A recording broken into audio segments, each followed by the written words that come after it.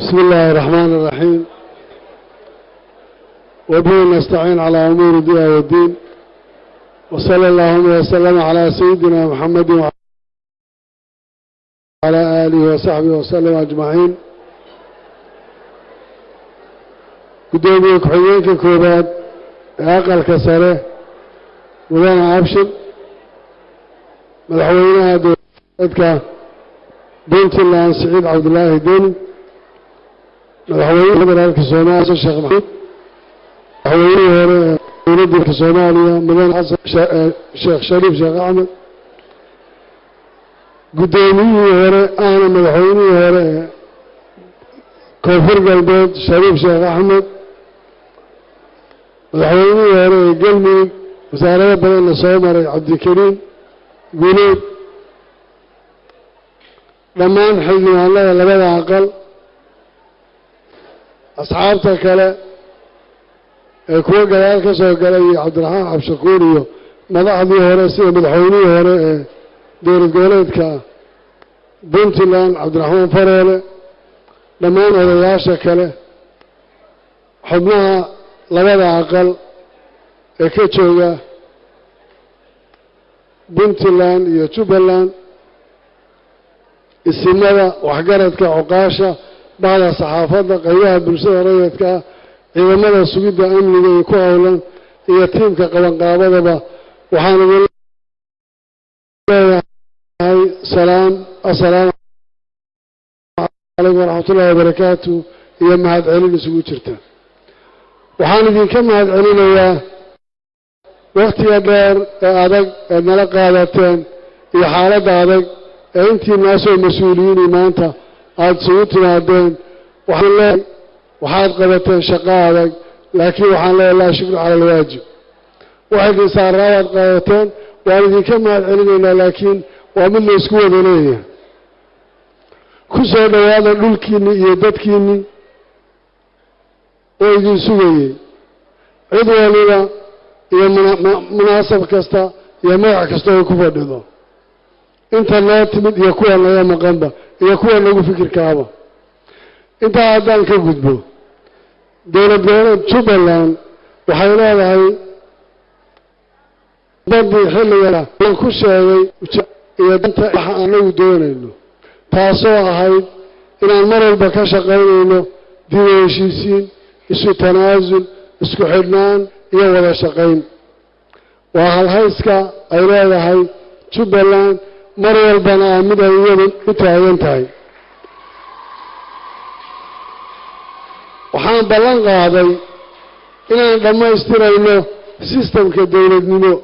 وحنقولنا الصومالية سيستم كدولة ما قادتها صدح ولا يرى دولة فدرالك دولة جولتك هي مدة لدسة كونسل هذا أنا الدولة وسيد إلى هي الدجمة جاريسة إن لما يستروا دون النسبة أصحاب تقاركين كان ليين إن نقطة حليان وقت يسك على واحد لا يهلا دور شيء كدع إلى هي الدجمة وجودها حدودها هي دور شيء كتشبلان أيكون هؤلاء سيدا الديانة دولة سلعان معمولة سوقي سديد كشقين دونه هدي عين الكوة الديانة تشوي حقوق ذهني كدولة جولات كنا عينين تدحنا عينين إن نقول شرنا يسكحون وسياسة عن لا نهاي عن دون إن الحقيقة سنة صوص عادي لا إن لا يقرب قالوا وعن دون وجه ما أنت عن كجرو متكبدلا إن قال دونه أنا عدسنا يدك ريج بلان إن نوت عجران لو قرب استعيان إذن كان عاد مرخاتنا ولا نقطان وحكم ذا شبلان أساس كذي ملحوين حسن شيخ محمود وعاملين مريد فضل عليك عبد الكريم ووزير كارينا جودها وأن قرنا إن أنت عن صومر يا برساسكي يا سيدي لو دسيا دبكي عن كلام قرآن وحنقول ما هي قابك لا دس يسير الله لما يستري بالجوالات هذا اللي سوى جارسية وحمر كان حلقة كلنا واحد قرنا سنة دبيشيسين دبكي عن كأني وأنا الدولة دي شرت حلقة عن سلقة هذا لي تضم الحوين الشيء ليس ينتهي سكوا على ما شفتي ينتهي لما أنت اللي يسوي تنازلي اللي يسوي من اللي ورسالي كوجوسا يا ولا وحكون أنت ما شرته أن سوى ولا اللي ما وحكون هذين ما أنتنا وحنا لا ويكير تاعي تيهور تنا كفض مركان جبل لاندسين متى ما أنت عن كل شيء كفض وايو تاسي وحياة فكر كلا دوان أو ضد وكلا دوان يكون واقعيين لكن تن أفتر بيننا هي صمد بيننا ودوان تفضل على يدعى الهواين حال كذا كانتو صاحبنا عن سيدنا يوحي حلف الله تاني إنه كانتو أنت عن السنة معنه أن قول كوا فريسانو أو السنة معنه أو دبيشيسين يولا هذا وحول الله نمايه وحن هرو بلان قاضي دولة فضل عليك إننا ديدني دواتا أننا كوهيني ولا هذا يسفقرشو يهشيس يسو تنازل إنه تاي واحد دولة دماغ الصومالية أيكوه حيسان تاي هذه سياسة دلافيريو قفل بوحا وخلدان تيسو موهر قليسو قفل بنا ربيتان كيسا معها دولة نمدو ووحا اسكو كان وادي كرا اسكو كان هان كرا إنه مدين كرايا مدى إن لغا ودا شقيو سيادة رادد آبها يويلك قفك واجبك وساريها وآبها قرانا يويل كيسا وحا كان مقال قوت كيسو وحا ترسانيا وحان لها مركا خالد كستوه دعا دولة فضل عالكي منزلة أبي تاينتهي إيضا لا يرى إن السحيتان تنازل ولا هضل سوء دمرين أولاد مادو وحيالها هذا لقمال قاركود يجرنا ووحن صوماليا حلق أهين وعلى الكؤوس سيسع وصيح مانكرا وحاد قرنا يسان بربركي الدولة نمائي صوماليا وحي سببي ما أنت قف كستا أو صوماليا تشوغي أو مددي بربركا تشوغي ودح تشوغي أو وحي ودنك كدعي أوغا أو وحي وسهلا أي تاي عبد شكور اللبب كوحوضة مغالبا كوة تشوغي كوة كان الراشين يسوى يديني oo marxaladaha aan garanayna aan la soo maray oo aan xamar garanayna waxay soo martay qof kasta oo joogo oo dibadda ku maqnayna wadanka joogay wuxuu ka daqanayaa tallaabo kasta oo qalooc yar uu galo sidaa daraaddeed waxaan leeyahay madaxda Soomaalida waan idin jecelahay waan idin soo dhaweynaynaa madaxdayadii baa tihiin waan idin ixtiraamaynaa mas'uuliyadiina aan idinku dheeraynaa laakiin garta haddaan idinku ogeyn dadka dib u weydiiya wadankani waxa uu soo maray taariikhdiisu waxay ahayd waxa ka iman karaya ciribteedu meesha tegi doonto xaaladda siyaasadda waxaa lagu jiraa xilli adag oo ay jirto kala qaybsanaan iyo hardan siyaasadeed oo weyn laakiin waxaa hubaala in Soomaalidu ay isku khasban tahay kala maarmaynin isfuraynin ismawarta tahay oo meel ayna kala tagayn marnaba waxaad arkaysaa ninkii ka hadlayay ee gobolka Wajeer county Wajeer ku-xigeenka ka ah inuu Soomaali yahay yaftakhir uu ku faanaya inuu Soomaali yahay waxa uu qabo waxa la ahaa sida ay ahayd buu darayaa xageed u maleynaysaa inaan kala usii kala tagayn calankan hadda lagu sameeyay shanta geesli boosway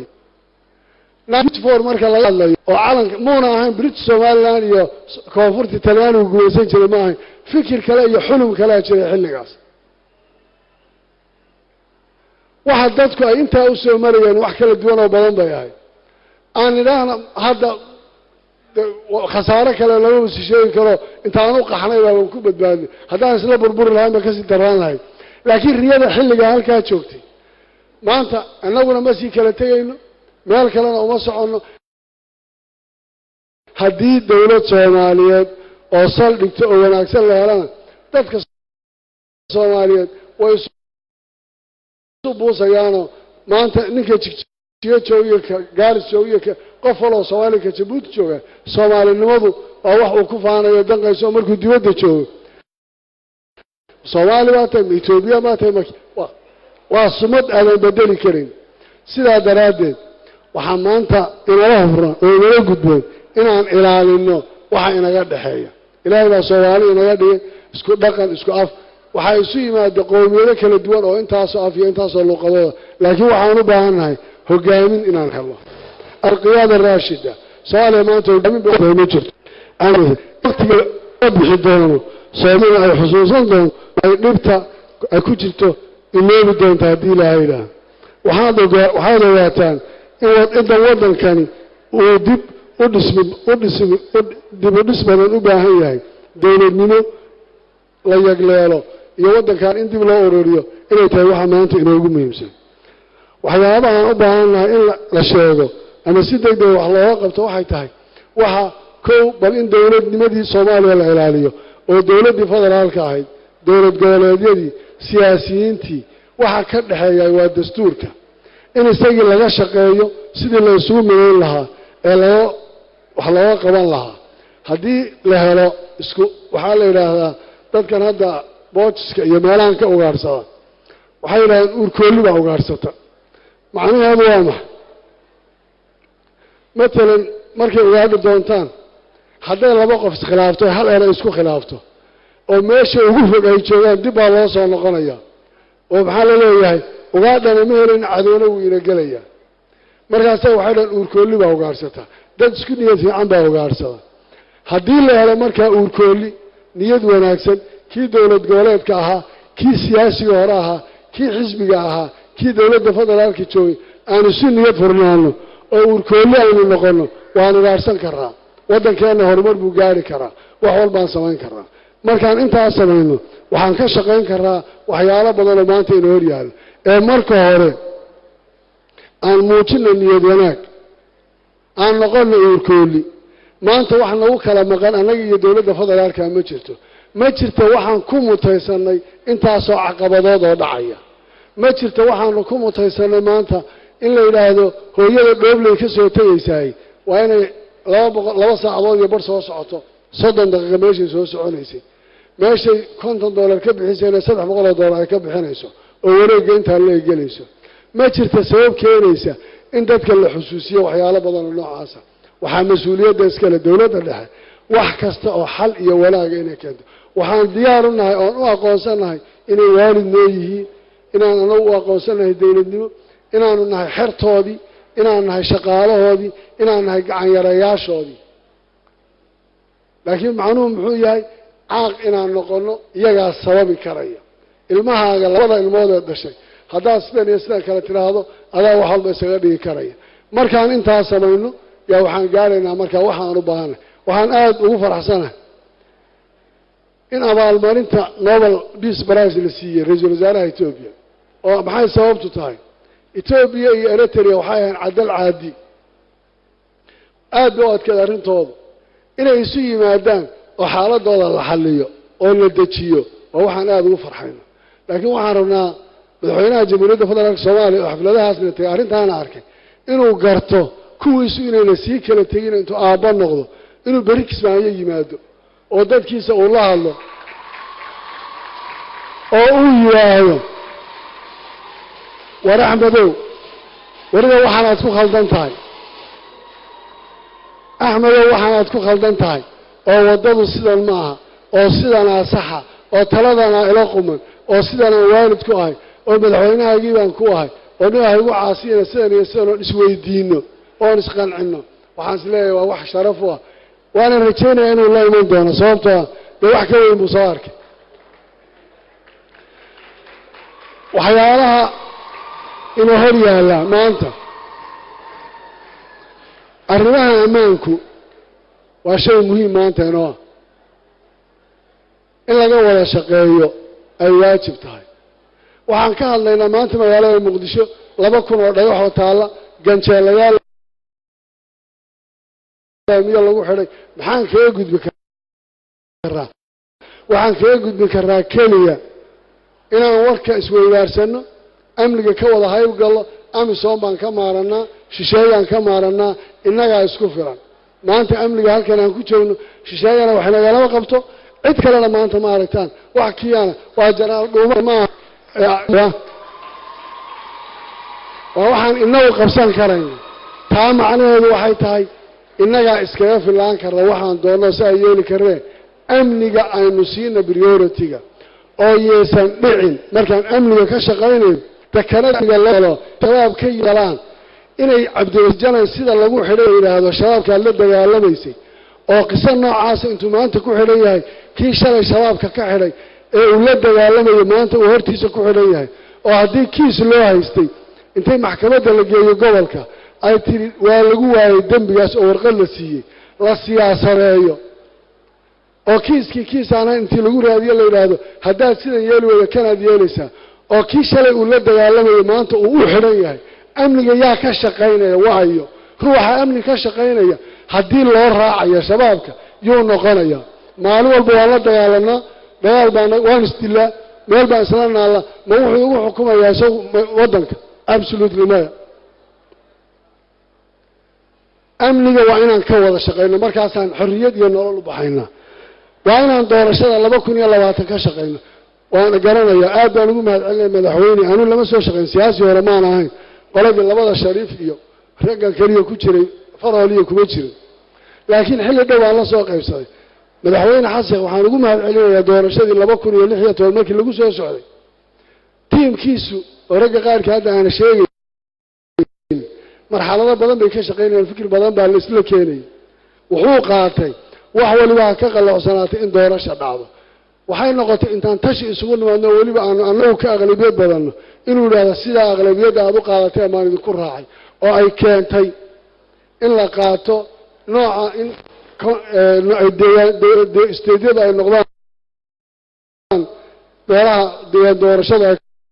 ka soo dhacayso oo intii la dhaadhiciyo halkaa la gaarsiiyo halkii oday laga tago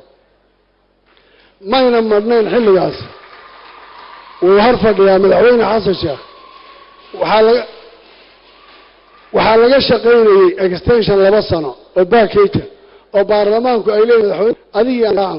madaxweyne xasan geesinimo wuxuu wuxuu may sharaftii baan ku tagayaa taasaan ku qaadanay waxaan maanta 2020 in doorasho dhacdo 2020 bilowgeeda waxay ku xidhan tahay in hadda laga sii shaqeeyo ama la yiraahdo wartii 2016 baan qaadanaynaa ama la yiraahdo ma waan beekhaaminaynaa district baan gaarsiinaynaa ama la yiraahdo war odaygii aan idhaahno laakiin waa in talaabo la qaato inta in ka badan kiiska doorasho waxyaalaha xasaasiga hadda dhibka keeni kara Soomaalidana wuxuu arkay in wada damac ku jira muxuu yahay damac ku jira waxa wallahi waa daa'istaagtay waa helaysaa saarag badan oo ku tashanay oo laga yaabo qaarkood ra'iisul wasaare inay deedeeyeen oo qaarkood laga yaabo inay rajada ka qayb baan wali intuu soo sharxay nasiibkiisa uu ku helay lacala hadaan anaad Jubbaland intaan ka tago hore u baxo inaan heli lahaa baa laga yaabaa marka aan chance-ka la baneeyo dadka hala siiyo fursad ay leeyihiin inkasta inkastoo aanu hore aanu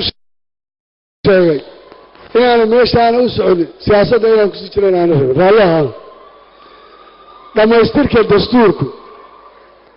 in dastuurka la dhammaystiraay waa shay waajiba laakiin waxaan odhan lahaa warbal dastuurka hala joojiyo faraqsi buu ku jiraa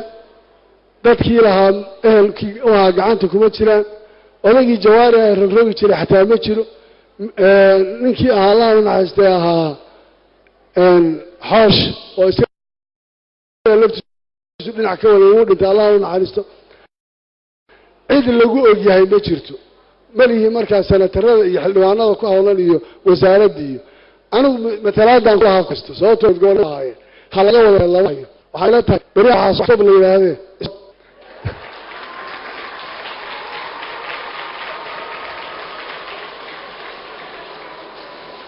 oo istoob waxaanu leeyahay dastuurku intaa in ka badan ma xamili kara halkaa lagu joojiyo waxaa aada looga hadlaa dayn cafis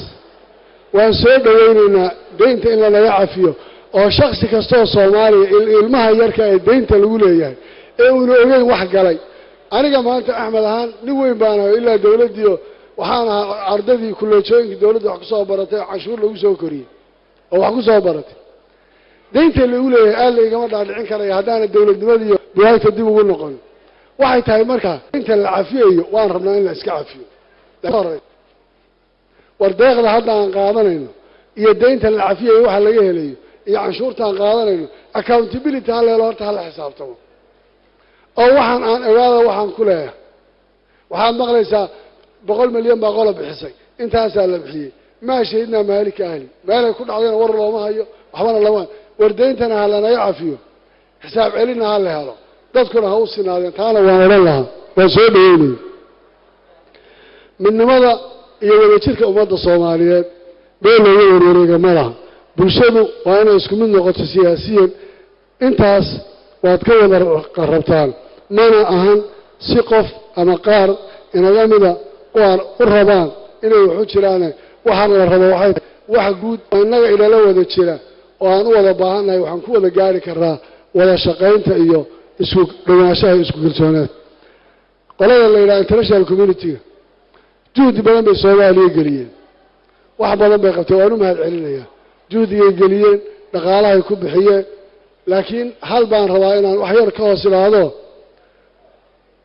safiirada iyo beesha caalamka dadka matalaya nin walba adiga CV-gaaga iyo intaan joogo waxbayna dhicin ha ka dhigin waxa dhabta ee waddanka ka jira intaad ka hadashaan boolisiga waddanka iyo wanaagaad uga tegaysaan ka shaqeeya laakiin ha ka shaqaynin axmed raalliha kaa noqdo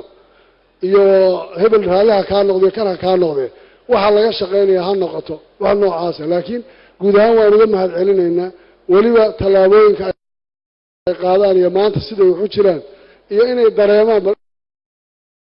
waddanka dhibaata inay ka jirto aad baan ugu mahad celinayaa waxaana leeyahay markaan asi jubbaland nahay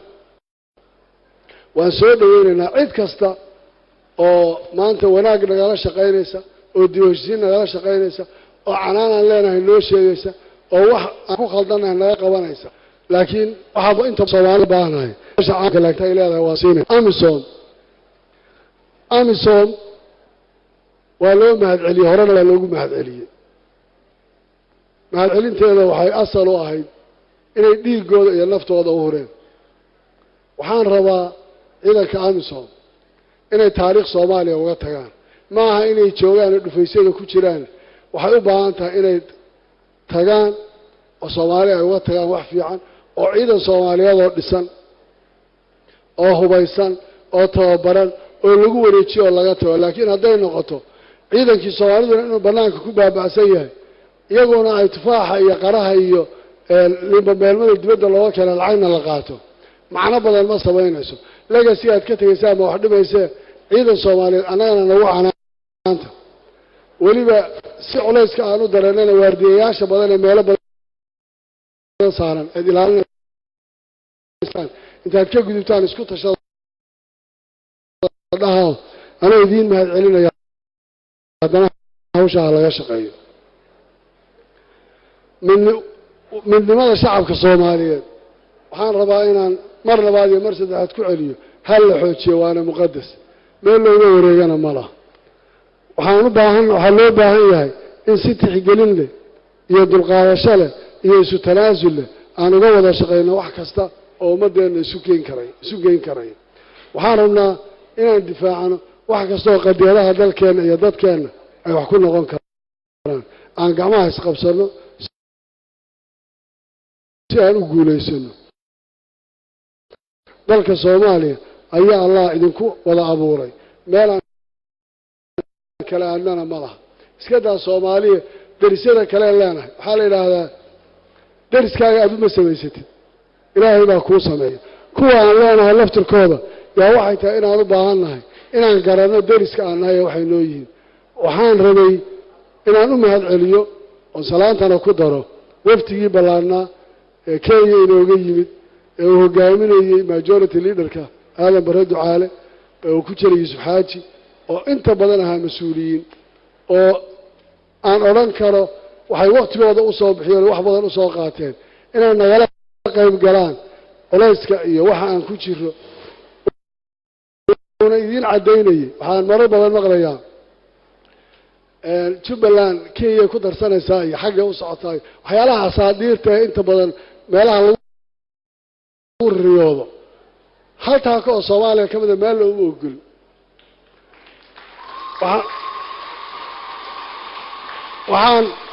وحان بدن كهالي مر لقاها اللي حدود كمان دايرة إياه حدود لقاها هالي وحان لها ورا أنت فضل هذا باسكالي إياه هذا نبك أنا ونقول دعيه يا وحان لنا وفضل هاليشو أنا مري شغال إذا ما هنا صومالي كو حين نقاب سويننا iyaguna haltaako Soomaaliya waa socdaan wixii labada dawladood ka dhaxeeya wax iyaga ka dhaxeeya dawladaha ka wada hadlaya dariiqay ku wada hadlaya yaqaan taas mas'uuliyadeeda aniga ma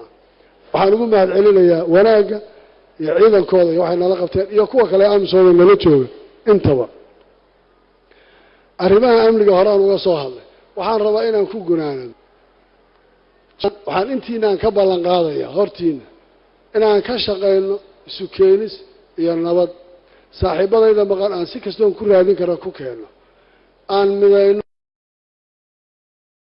oo dadkaas iyo waxay tabanayaan aan ka jawaabno laakiin tabashada Soomaalida inaad dhageysato in wada mooyo waxa adag inaad mar walba jawaabtooda aad bixiso laakiin intaan dadaali karo waan dadaalayna idinkana saan shalay idin ku sheegay qof kasto wax tabanaya anu macsuumay qof macsuumina ma jire qof walba wuxuu tabanaya waxa la sheeganayo in laga wada shaqeeyo Soomaaliya meesha ku socoto waxay la tahay dib u heshiisiin iyo wada hadal iyo safgarad baan ku baaqaynaa dawladda Soomaaliya waxaan ugu baaqaynaa madaxweynaha ra'iisul wasaaraha saaxiibkay abshir oo hadda wakiilka guddoonka baarlamaanka waan idin baahanahay madaxdeedii baa tihiin aan saxna noo imaada waxaan ku kala khaldanahay aan isweydiino inoo ciidina dhaxdhaxaan soo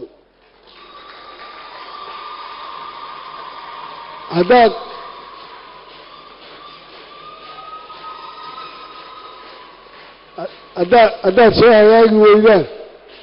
waxba dhimale annaga idiin soo hagaagayne meeshaad rabta